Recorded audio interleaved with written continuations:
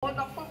Oh, Pero sure, pupuntahan kita dyan na ka. Ba't, ba't, I love you so much.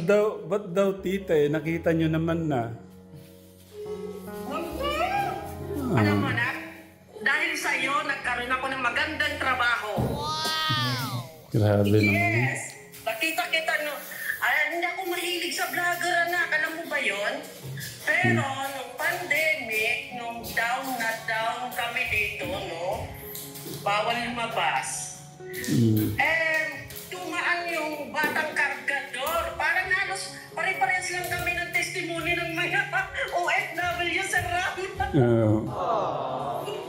Dumaan yung vlogger mo anak sa Juan, sa Facebook ko. Ayun, nagsimula na doon. Doon mo ako challenge.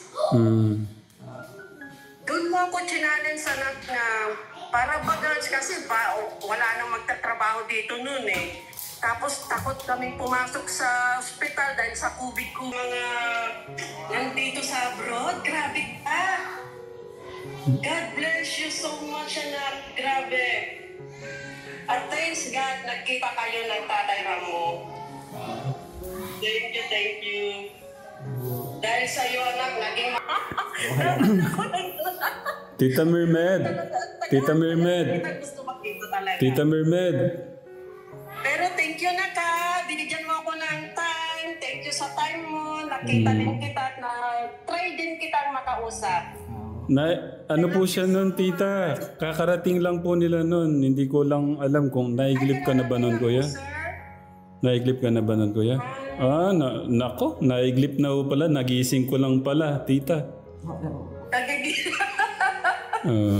Salamat na po nga. Salamat anak sa time. Dahil, ay nako, matagal ko nang pinangarap na makita kita. Ayan, nakita tuloy kita. Hindi na lang, ay lahat ng pangit ko dyan. Si tita. Tita,